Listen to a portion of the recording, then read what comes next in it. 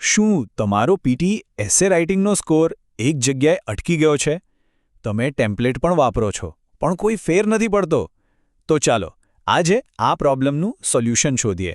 આપણે એક એવી સિમ્પલ અને પ્રેક્ટિકલ સ્ટ્રેટેજી જોઈશું, જેનાથી 70+ સ્કોર મેળવવો એકદમ શક્ય બની જશે. હા, ઘણા લોકો માટે આ એક મોટો પડકાર છે. એ લોકો ટેમ્પલેટ તો વાપરે છે, પણ સ્કોર વધતો જ નથી. કેમ? કારણ કે ખાલી ટેમ્પલેટ હોવું પૂરતું નથી.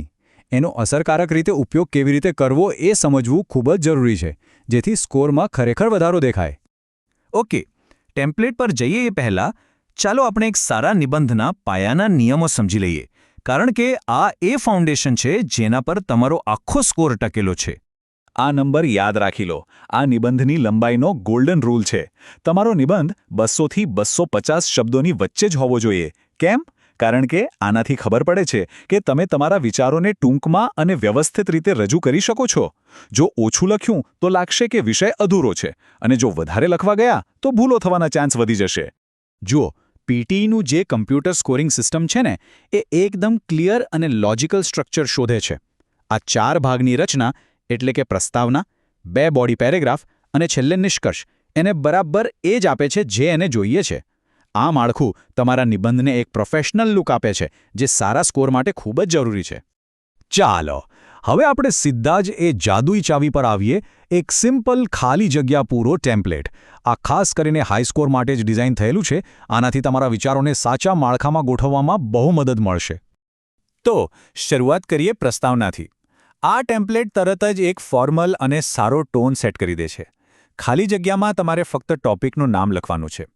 આટલું કરતાં જ એક્ઝામિનરને ખબર પડી જશે કે તમે નિબંધને ગંભીરતાથી લઈ રહ્યા છો અને ક્લિયર દિશા સાથે આગળ વધી રહ્યા છો.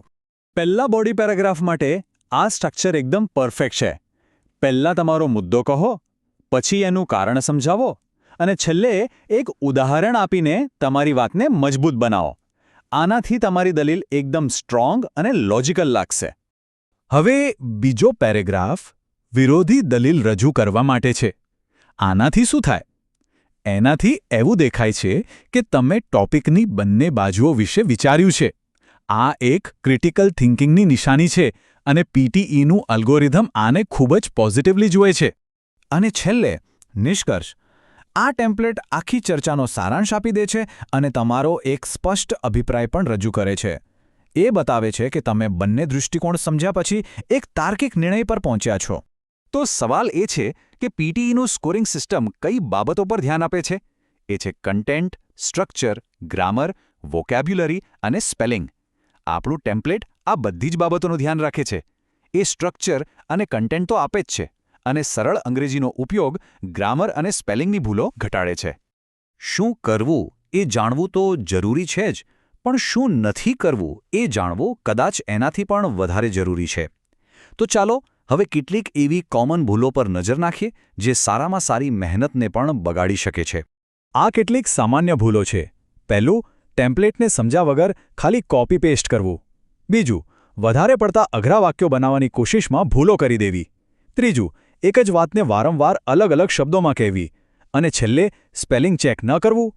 આ બધી ભૂલો તમારી મહેનત પર પાણી ફેરવી શકે છે. ચાલો હવે કેટલીક એવી પ્રો ટિપ્સ જોઈએ જે તમારા સારા સ્કોરને એકદમ બેસ્ટ સ્કોરમાં ફેરવી શકે છે. આ નાની નાની પણ ખૂબ જ કામની વાતો છે. આ ટિપ્સ ખરેખર ખૂબ જ ઉપયોગી છે. યાદ રાખો, સિમ્પલ લખવું એ જ સફળતાની ચાવી છે. દરેક પેરેગ્રાફમાં ફક્ત એક જ આઈડિયા પર ફોકસ કરો, મજબૂત ઉદાહરણો આપો, અને હા, ટાઈપિંગ સ્પીડ એ ખૂબ જ જરૂરી છે, કારણ કે ટાઈમના પ્રેશરમાં સારા વિચારો પણ લખવાના રહી જાય છે. તો પ્રેક્ટિસ કરવાનું ભૂલતા નહીં. ચાલો આખી સ્ટ્રેટેજીને 4 મુખ્ય મુદ્દાઓમાં ફટાફટ રિવાઇઝ કરી લઈએ. આ 4 નિયમો તમારા મગજમાં એકદમ ફિટ થઈ જવા જોઈએ. પહેલો અને સૌથી મુખ્ય નિયમ: શબ્દ સંખ્યા 200થી 250. બસ આ લિમિટમાં જ રહેવાનું છે. બીજો નિયમ: સ્ટ્રક્ચર, પ્રસ્તાવના, 2 પેરેગ્રાફ અને નિષ્કર્ષ. આ ફોર્મેટ ક્યારેય ભૂલવાનું નથી. ત્રીજો નિયમ: ટેમ્પલેટ એક સાધન છે, એની આંધળી નકલ નથી કરવાની. એને તમારા પોતાના સરળ વિચારોથી ભરો, સ્માર્ટ બનો. અને ચોથો, સૌથી અગત્યનો નિયમ: સિમ્પલ અંગ્રેજી એટલે હાઈ સ્કોર. યાદ રાખજો, અઘરા શબ્દો અને ભૂલો કરતાં સ્પષ્ટ અને સાચું લખેલું હંમેશા વધારે સારું છે. તો હવે બધું ક્લિયર છે. હવે સમય છે પ્રેક્ટિસ શરૂ કરવાનો. એવો કયો ટોપિક છે જેના પર તમે હંમેશાથી લખવા માંગતા હતા? આજે જ આ નવી શીખેલી સ્ટ્રેટેજીનો ઉપયોગ કરીને એના પર લખવાનો પ્રયત્ન કરો.